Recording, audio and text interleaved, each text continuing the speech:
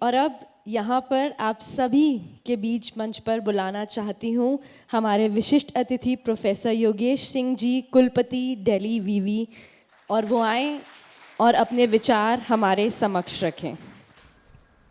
एक बार फिर से नमस्कार। आदर सम्मान के योग्य माननीय उपराज्यपाल श्री वी.के. सक्सेना जी,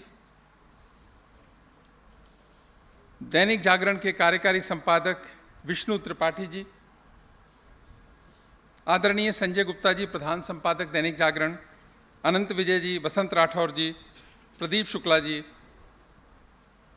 आदरणीय सच्चिदानंद जोशी जी, दिल्ली टीचर्स यूनिवर्सिटी के vice chancellor professor Dhananjay Joshi, professor Shri Prakash Singh, professor Rajni Abi, professor Ravi Tekchandani, आज इस कार्यक्रम में आए सभी अतिथि और अपने सभी युवा साथियों का मैं दिल्ली विश्वविद्यालय की तरफ से अभिनंदन करता हूं और स्वागत करता हूं। दैनिक जागरण का आभार भी व्यक्त करूंगा कि इस कार्यक्रम के लिए जो दिल्ली में पहली बार हो रहा है उसमें दिल्ली विश्वविद्यालय को चुना, इसके लिए भी मैं दिल्ली विश्वविद्यालय की तरफ से आभार व्यक्त करता हूं। संवाद का कार्यक्रम है, उत्सव अभिव्यक्ति का, और विषय है भाषा, शिक्षा एवं रोजगार। ये तीनों शब्द ही बहुत इंपॉर्टेंट हैं, पर उससे पहले दैनिक जागरण ये आयोजन कर रहा है तो इन तीनों शब्दों का महत्व और बढ़ जाता है, क्योंकि विश्व का सबसे ज्यादा पढ़ा जाने वाला अखबार है दैनिक जागरण, और ऐसा माना जाता है कि अखबारों में भी विश्वसनीय अखबार है दैनिक जागरण। उसके लिए मैं पूरे जागरण परिवार को बहुत बहुत आभार व्यक्त करता हूं। 1942 में शुरू हुआ तो 82 वर्ष की गौरव गाथा है दैनिक जागरण के साथ में। हम में से न जाने कितने ऐसे होंगे जिनका दिन सुबह दैनिक जागरण से शुरू होता है। मुझे तो याद है छोटेपन से ही हमारे घर में तो दैनिक जागरण आया तो दिन ही दैनिक जागरण से शुरू होता है, ये उसकी प्रासंगिकता है। और ये जो अभियान शुरू किया हिंदी भाषा को समृद्ध करने का अभियान, मैं उसके लिए दैनिक जागरण परिवार का हृदय से स्वागत करता हूं और दिल्ली विश्वविद्यालय का इस मुहिम में जुड़ने के लिए भी आभार व्यक्त करता हूं, क्योंकि ये तो एक राष्ट्र का कार्य है। हिंदी को समृद्ध करने का मतलब है राष्ट्र को समृद्ध करना, भारत को समृद्ध करना, भारत को आगे बढ़ाना। और हिंदी तो जन जन की भाषा है, हर मन की भाषा है, सिनेमा की भाषा है, राजनीति की भाषा है। हिंदी गर्व है भारत का, सम्मान है भारत का, ये सदैव आगे बढ़ती है। और हिंदी ने भारत में केवल जोड़ने का काम किया है। ऐसी जोड़ने वाली जो भाषा है उसके लिए किया गया कोई भी काम सत्कर्म है, और उसके लिए भारत और भारत के बच्चे आभार व्यक्त करते हैं जो भी इस काम को करते हैं। गंगा जैसा शाश्वत एवं सरल प्रवाह है। पर एक बात ध्यान रखिए, जब हम कहते हैं कि सशक्त कर रहे हैं, भाषा न तो कमजोर होती है न सशक्त होती है। भाषा न ऐसा बोल सकते हैं कि अरे इसमें तो कुछ नहीं है या इसमें बहुत कुछ है। भाषा बोलने वालों की ताकत ही भाषा की ताकत होती है। यदि बोलने वालों में ताकत होगी तो भाषा ताकतवर हो जाएगी। और भारत का भविष्य उज्जवल है तो हिंदी का भविष्य उज्जवल है। भारत का भविष्य उज्जवल है, हिंदी का भविष्य उज्जवल है। भारत के प्रधानमंत्री ने संकल्प लिया है कि भारत को विकसित राष्ट्र बनाएंगे 2047 तक। तो $4 ट्रिलियन इकोनॉमी से यदि $20 ट्रिलियन जाएगा, इकोनॉमी का साइज जाएगा, तो उसमें हिंदी का बहुत भारी योगदान होगा। हिंदी की समृद्धि भी चाहिए, हिंदी का विस्तार भी चाहिए, और हिंदी का बहुत बड़ा योगदान होगा, ऐसा हम सबका मानना है। इसी कारण से जैसे जैसे हिंदी बढ़ेगी भारत बढ़ेगा, भारत बढ़ेगा हिंदी बढ़ेगी। परंतु जब भाषा की बात करते हैं ना सर, भाषा बड़ा संवेदनशील विषय है, और यहां पर भाषा पे बोलते हुए बड़ी सावधानी की भी आवश्यकता होती है, क्योंकि कुछ मनों को अच्छा लगता है लेकिन कोई दूसरा मन आहत न हो जाए, इसका भी ख्याल रखने की आवश्यकता होती है जब हम भाषा की बात करते हैं, इसकी संवेदनशीलता की। मैं एक घटना बताना चाहूंगा, 2011 की बात है।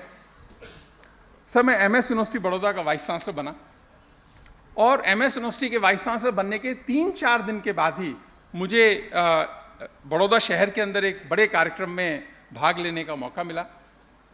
तो स्वाभाविक रूप से मैं हिंदी में बोल रहा था, और गुजरात ऐसा प्रांत है, सर भी बहुत साल रहे हैं, जानते हैं अच्छे से, सब हिंदी समझते हैं, सब हिंदी बोलते हैं, और आपको लगेगा ही नहीं कि हिंदी का कहीं कोई आपको समस्या आएगी।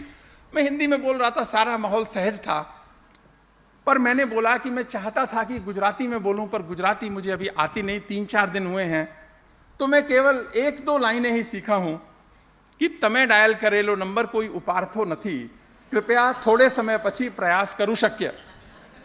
आप माहौल देखिए, पूरा हॉल खड़ा हो गया, वो तालियां बजा रहे थे, उनको जुड़ाव एक शब्द से कि तमे डायल करेलो नंबर कोई उपार्थो नथी, कृपया थोड़े समय पछी प्रयास करू शक्य।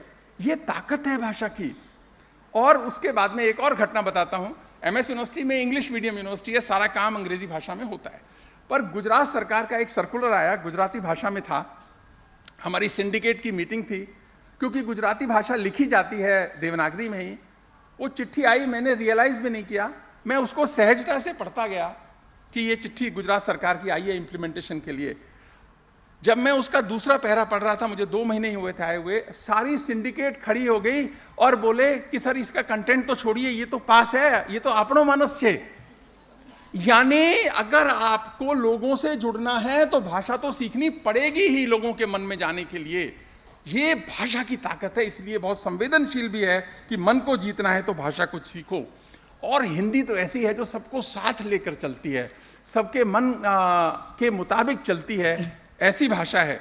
आप देखिए, तुलसीदास की हिंदी, कबीर की हिंदी, रसखान की हिंदी, मैथिली शरण गुप्त की हिंदी, रामधारी सिंह दिनकर की हिंदी, जागरण की हिंदी, मेरी हिंदी, आपकी हिंदी, गुजराती की हिंदी, मराठी की हिंदी, बंगाली की हिंदी, पंजाबी की हिंदी, दक्षिण की हिंदी, उत्तर की हिंदी, पूर्व की हिंदी, उत्तर पूर्व की हिंदी, पश्चिम की हिंदी, सब थोड़ी थोड़ी अलग हैं, बोलने का तरीका भी थोड़ा सा अलग है।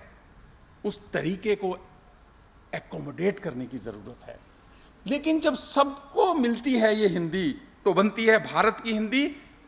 और देखो कितने, अभी एक बात आती है कि अवध की हिंदी जो है या ब्रिज की जो हिंदी है, क्या वो हिंदी है?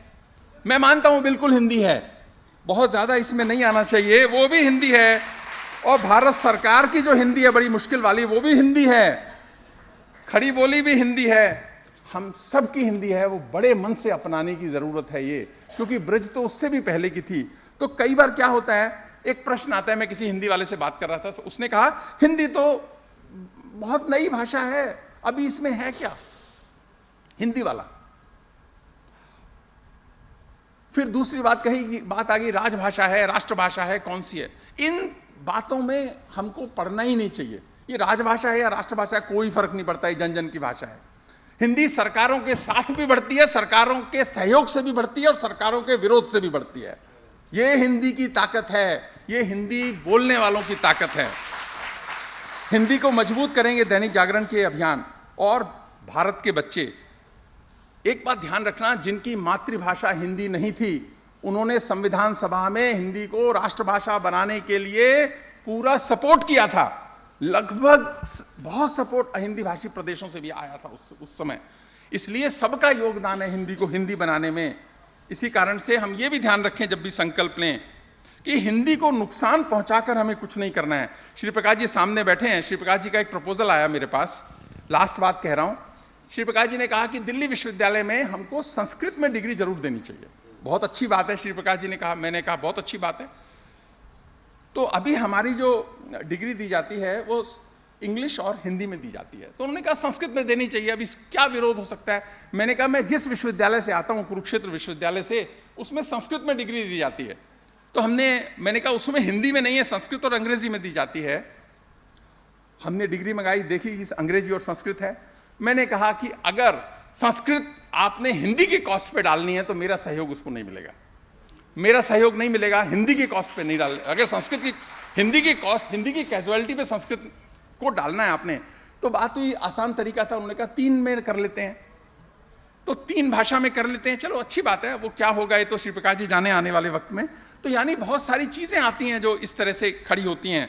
अब आप देखिए कि OTT में नेटफ्लिक्स आई, पूरा इंग्लिश का कंटेंट था, लेकिन जैसे अमेजन प्राइम आया, उसने हिंदी का कंटेंट और देश का कंटेंट देना शुरू किया, तो उनको भी नेटफ्लिक्स को भी आना पड़ा कि भाई बचना है, मार्केट में रहना है तो अपना कंटेंट हिंदी के लिए लाओ, दूसरी भाषाओं के लिए भी लेकर आओ।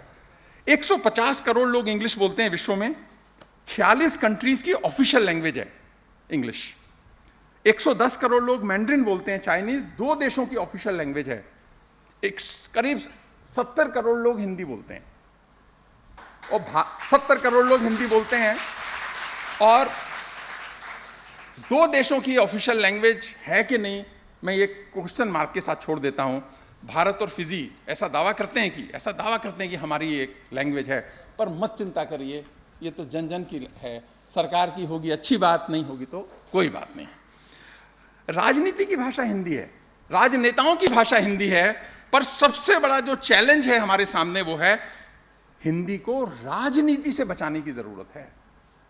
जबकि सारी राजनीति, सारे राजनेताओं की भाषा हिंदी है, पर राजनीति से बचाने की जरूरत है। पर जैसे जैसे भारत बढ़ेगा, भारत की इकोनॉमी का साइज बढ़ेगा, भारत नए नए अचीवमेंट्स लेगा, तो हिंदी तो होगी ही, और हिंदी होगी सबसे बड़ी व्यापार की भाषा भी।